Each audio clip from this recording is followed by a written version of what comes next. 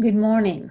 I'm Anna Purvis, for those of you who may not know me, and this is my virtual sermon for Wonalancet Chapel. Wherever you are, welcome to this Sunday morning. As I've been composing this, as I speak to the future you for when this is broadcast, a ribbon of images runs through my mind. The Wonalancet Brook, the fields, Ferncroft Road, our beloved mountains. You may be conjuring for yourselves the cool interior of the chapel, such a relief to step up into from the granite steps on a hot summer morning and see once again the rows of green cushioned benches that magically fill up just before starting time, the printed programs with the same photo every year, how even the incidental sounds of cars or even a spluttering motorcycle on 113A fall away out of noticing once we are gathered into the space and the service begins. This is the first reading from a poem you may know, the first few lines of Wild Geese by Mary Oliver. You do not have to be good. You do not have to walk on your knees for 100 miles through the desert repenting. You only have to let the soft animal of your body love what it loves.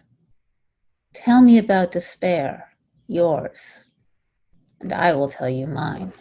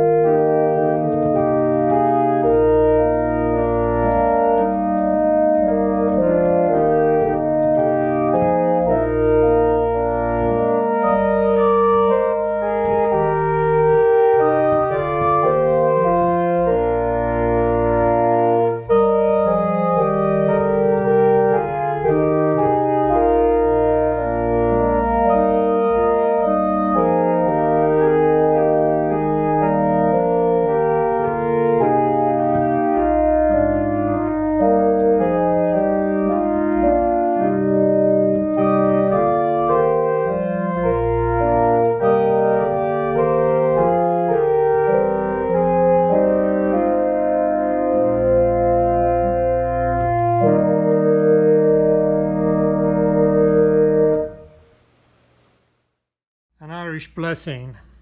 May God give you for every storm a rainbow, for every tear a smile, for every care a promise, and a blessing in each trial. For every problem life sends, a faithful friend to share. For every sigh, a sweet song, and an answer for each prayer. Today, June 15th, is the day that I'm submitting this sermon in time to be assembled by the chapel team for July. It's also my mother's 5th year anniversary. Elizabeth Ewing Purvis is just down the road in Peace Hill Cemetery. Although my mother married into Wonalancet, so to speak, there's no doubt that we would set her up there along with my Purvis grandparents, my cousin Ted, his parents, Alan and Anita. It's where I declared, in the peculiar 80-year-old spinster mindset that 11-year-old girls sometimes adopt, that I was going to be set down there in the far, far future because it'll be so nice to be there with everyone. I was thinking of community then. And of course, that's exactly what I feel in real time when I show up at Wonalancet Chapel. A sense of serenity and intimacy and renewal of traditions and a time and place to feel recalibrated and recollected. I'm sure that's why you all come as well. Perhaps you've already noticed what I haven't said, that we come to see people. Oh, look who's here today on a given Sunday. Catch up on all the news, setting up get-togethers. Instead of August 9th, the original date I was going to speak live only a few feet away from you, you are hearing me through a screen, and we will not be deciding after the service if drinks or dinner or kayaking is better next Friday. Instead, we are simultaneously hunkering down and winding up in our various fashions. But however we do so, we're mostly alone. The only sure company we keep is our TVs, our overflowing inboxes, news feeds, video chats, posts on 100 different platforms. Or maybe you avoid all of these, but the news still comes to you. I, for one, feel starved, and I mean that word, for most of my friends that I cannot see, for half of my family, for seeing you, for making spontaneous picnic plans. Instead, we have anger, panic, fear, dismay, and most of all, isolation. Depression in this country is riding high, even for those of us who've been spared job loss or illness or sanctioned violence.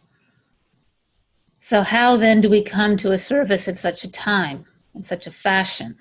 How do we not squander the gifts of summer, being so mired in fear and pain? Now has begun the time of many things, of coming together and tearing apart, but we are doing so mostly without being near each other, without touch, without even proximity, being around the table or handing a hymnal to our neighbor on our bench in the chapel. These suppressed senses of nearness give us something, coziness often, the wealth of beauty and pleasure, and conscious and subconscious information that we get from texture and smell and taste that can't be recreated any other way. Proximity, the very thing that saves us normally, is what we can't have. And that's been strange and difficult, and the repercussions have already happened and will continue. There have been some odd benefits to the pause. For some of us, we got the chance to slow down these past few months. I am just now getting to do that.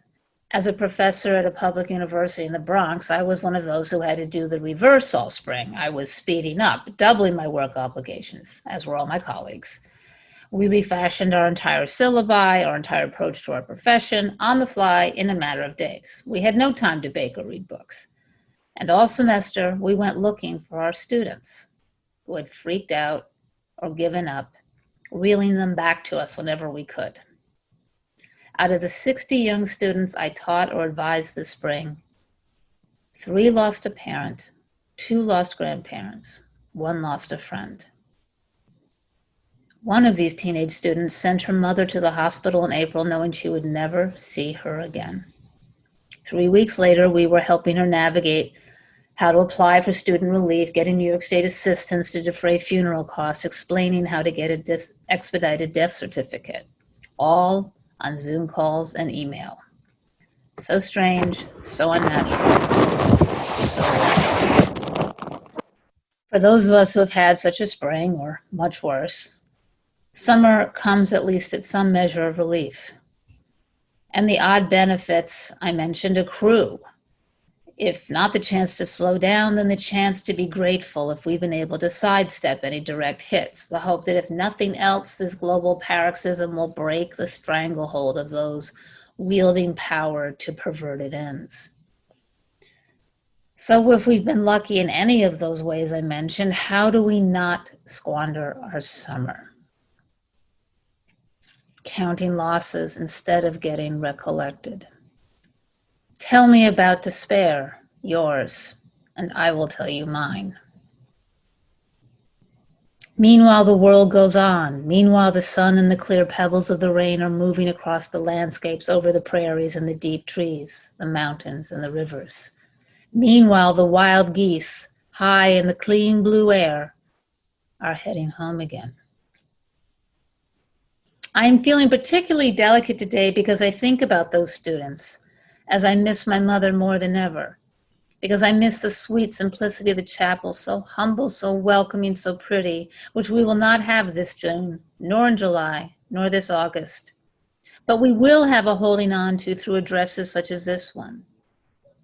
Can we love what we have lost, each of us, and in loving it, not lose it? Fran Lebowitz, a public commentator famous for her quips, also a die-hard city dweller, reverse of the country, so she may seem a bit odd to reference here in company with our mountain life.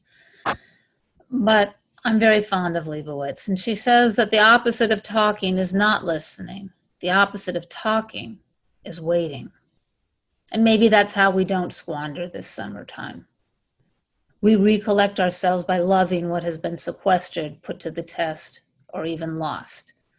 And we can conjure up, if we can't visit, Passaconaway, away, Whiteface, those summed up shoulders of Paugus, the now you see it, now you don't pink of Mount Shikarawa, depending exactly where you're standing in the big field. Mary Oliver ends this way. Whoever you are, no matter how lonely, the world offers itself to your imagination. Calls to you like the wild geese, harsh and exciting, over and over announcing your place in the family of things. And I'd like to close with this hymn, one of my favorites, and I hope one of yours. I'm going to cue it up now.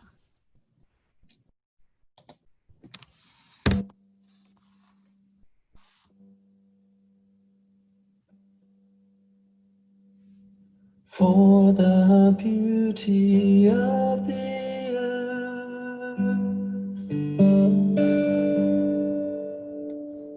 for the glory of the sky,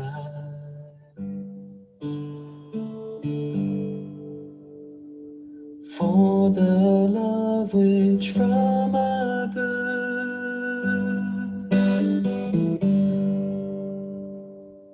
over and around us lies.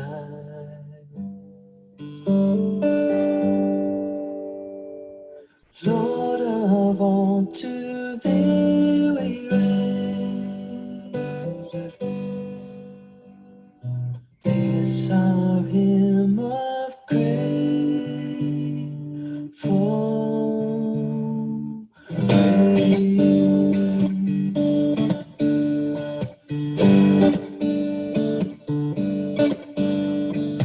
For the beauty of a child, of the day and of the night, hill and vale and tree and flower, sun and moon and stars sublime. Lord of all, to thee we raise this our hymn of grateful praise.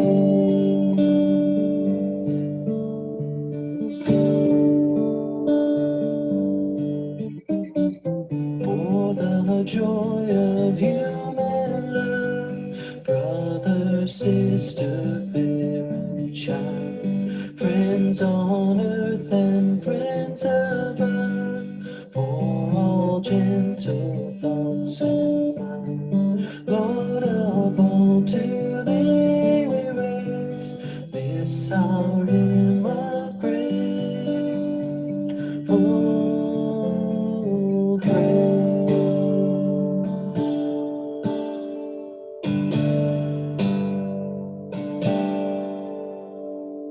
For thy church that evermore lifteth holy hands above, offering upon every shore her pure sacrifice of love. Lord of all, to thee we raise this our hymn of grateful praise.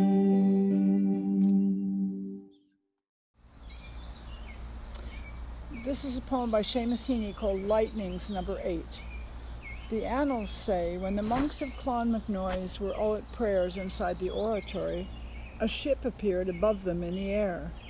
The anchor dragged along behind so deep it hooked itself into the altar rails, and then, as the big hull rocked to a standstill, a crewman shinned and grappled down the rope and struggled to release it, but in vain. "This man can't bear our life here and will drown," the abbot said, "unless we help him." So they did.